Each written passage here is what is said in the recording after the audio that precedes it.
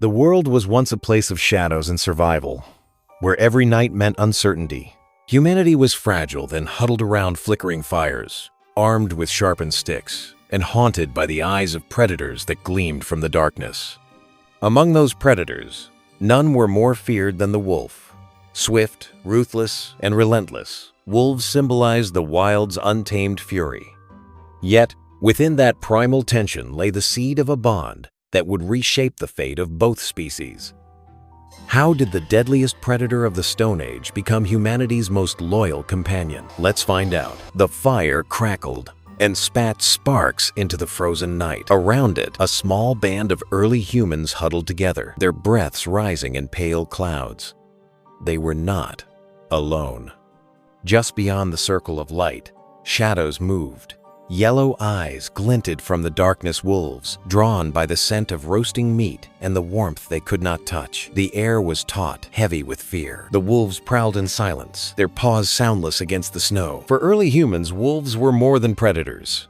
They were a nightmare come alive, faster than men, sharper of tooth and claw. The humans knew that if their fire faltered, the circle of light would collapse, and then the pack would descend. Every flicker of flame was life itself, every ember a shield against the wild. But something else lingered that night beyond fear: curiosity. The wolves, for all their hunger, did not immediately strike. They waited, studied, and learned. And in those piercing stares from across the flames, humanity felt the first whisper of recognition. Predator met predator. Hunter measured hunter, and in that charged silence, the story of a bond began not in peace, but in shared hunger and wariness. The fire burned on, but so too did the possibility that the line between man and wolf might shift forever. It happened slowly, almost invisibly. At first, wolves lingered at the edge of human camps, scavenging scraps left behind after a hunt. The humans, wary yet pragmatic, allowed this shadowy exchange. It was a dangerous gamble, for a hungry wolf was a killer, but in their hunger, some wolves dared to inch closer. Imagine the scene: a carcass stripped by human hands, tossed aside, bones cracked for marrow. In the cold silence, wolves crept forth, their bodies low, their ears pricked for danger. The humans watched, spears in hand, but held back. The wolves devoured what remained. Night after night, this fragile ritual repeated. A truce, unspoken yet undeniable, began to take shape. Not every wolf approached. Most remained fierce, untouchable, and bound to the wild. But a few thinner, more desperate, perhaps more daring, chose the fire's edge over the forest's hunger. And with every stolen scrap, the distance between man and wolf narrowed. It was here, in this fragile space of firelight and shadows, that the first contact was made. Neither side trusted the other, yet both found something essential in the exchange. For wolves, survival. For humans, a new pair of eyes to guard the dark. Neither knew it yet, but the world was changing. Winter was merciless. Game grew scarce, and starvation stalked both man and beast. For wolves, the choice was stark: face the endless struggle of the hunt, or linger near the strange hairless hunters who killed with stone and fire. For humans, the cost of survival was measured in risk. Allowing wolves closer meant inviting death. But survival breeds unlikely alliances. Some wolves proved bolder still. They followed humans on hunts, trailing silently, waiting for scraps. Over time, humans noticed something remarkable. These wolves were not only scavengers, they were trackers. Their keen noses and sharp instincts led them to prey long before human eyes could find it. At first, the hunters bristled at this intrusion, yet soon they saw the advantage. Wolves flushed out deer, cornered wild boar, and warned of approaching danger. In exchange, humans shared the spoils. Bones, hides, and the remains too meager for themselves became a feast for wolves. Slowly, the pact formed. Wolves aided the hunt. Humans offered survival.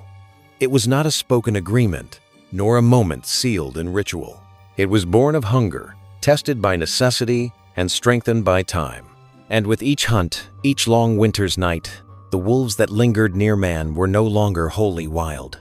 They began to walk a different path, one that would one day lead them into our homes, our myths, and our very hearts. As seasons passed, the wolves at the edge of the firelight grew accustomed to more than scraps. They began to follow humans, not only for food, but also for presence, for something new and unspoken. When humans marched to the hunt, wolves trailed behind. When they rested, wolves lingered nearby. And when night fell, The howls of the wild still echoed from the forests, but these wolves no longer answered the call. At first, humans regarded them as tools, creatures to be tolerated as long as they were useful. But something subtle began to change. The children, curious and fearless, crept close to the braver wolves. A hand reached out with a bone. A giggle cut through the silence. And sometimes, miraculously, the wolf did not snap. Instead, it accepted.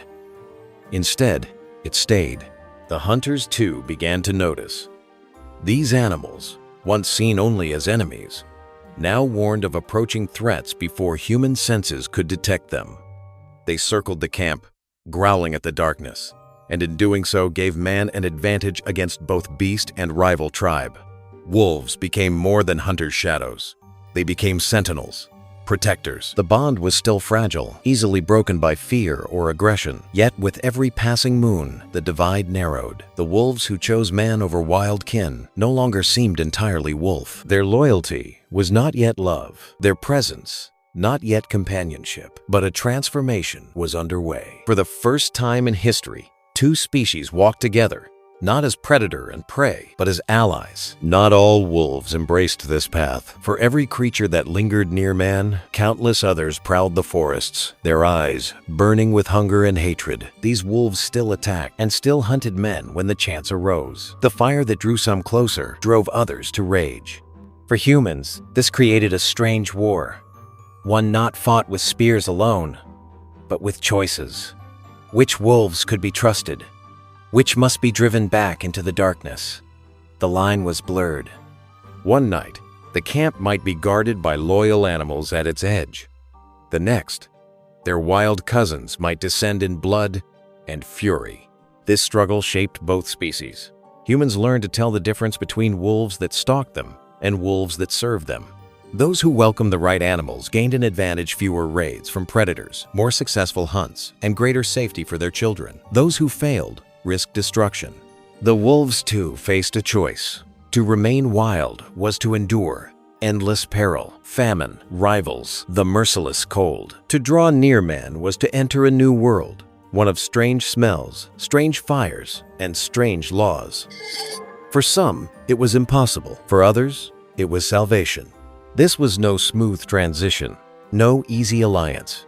It was a war of nature against nature, instinct against instinct. But out of the blood and fire, a select few wolves became something different. Creatures neither fully wild nor fully tamed, balanced on the edge of two worlds. They were the first dogs, though no man yet had the word for them. The wolves that remained with man changed not overnight, but across generations. The fiercest, most uncontrollable animals were driven away, their wild blood unfit for life at the campfire's edge. Those who stayed were different. They were calmer, braver, and more willing to trust the strange, hairless hunters who fed them. Over time, humans began to shape this change. They favored the wolves that barked warnings, that guarded their children, that hunted alongside them without turning tooth and claw against their masters. Without knowing it, they began the first act of selective breeding, choosing not by science, but by survival. The wolves changed in return. Their ears grew softer, their jaws less savage. They no longer vanished into the forest shadows when the hunt was done. They curled by the fire. They watched over the sleeping tribe. They became something no wolf had ever been before: loyal. And so, the beast that once haunted humanity's nightmares was transformed into its ally. The wolves that had once been enemies of man became guardians of his children, partners in his hunts, and companions in his endless struggle to tame the world. The first dogs were born not by force, but by choice, by hunger, and by a bond neither species could have foreseen. As humanity rose from scattered tribes into villages and settlements, the bond with dogs only deepened. The once wild wolves now lived not at the fringes of firelight, but at the very heart of human life. They were no longer just hunters or guards. They became partners in survival. When fields replaced forests and herds replaced hunts, dogs found new roles. They watched over flocks, driving sheep and goats with instincts honed from their wolfish past. They stood sentry at the edges of villages, their barks echoing into the night as warnings against raiders, thieves, and wild beasts. And when man marched to war, dogs marched beside him, fierce allies in battle. Archaeologists have uncovered graves where humans and dogs were buried together, the bones curled side by side as if in eternal companionship. This was no accident. It was a testament to how deeply the two lives had entwined. For humans, dogs became more than tools of survival. They became symbols of loyalty, of protection, of love. And for dogs, humanity became their world. The wilderness no longer called to them, as it did to their wolf ancestors. Their place was with us by our fires, in our homes, guarding our children, and walking paths we carved into the earth. Together, man and dog forged a destiny neither could have achieved alone. Tens of thousands of years have passed since those first wary wolves crept into the circle of human firelight, and yet the bond forged in hunger and fear endures. Dogs, once predators of man, now sleep at our feet, their trust unshakable, their loyalty legendary. But this bond is more than survival. It is spiritual, ancestral, something etched into the very core of who we are. Humans see themselves in dogs, the need for companionship, the loyalty to the pack, the yearning for connection. Dogs, in turn, mirror us, sensing our joy, our sorrow, our fears. They are not just animals we tamed. They are partners we shaped, and who shaped us in return. From the Stone Age to the digital age, the dog remains at our side, not as a wolf lurking in the shadows, but as a friend, a guardian, and a family member. A creature once feared has become the very symbol of trust. The eternal bond between man and dog is not merely history, it is legacy. A pact written in firelight and hunger, carried through time, and alive in every wagging tail, every loyal gaze, and every silent watch through the night. From the crackling fire pits of the Stone Age to the warmth of modern homes, dogs have walked beside us once as predators, now as family. Their story is our story, a testament to survival, trust, and transformation. If this tale of fire and fang moved you, share your thoughts below, and don't forget to subscribe for more journeys into the hidden past. Want to discover more about Stone Age life? From hunting techniques to ancient tools, there's so much more to explore about how our ancestors survived and thrived. Subscribe to our channel for more fascinating stories from the Stone Age.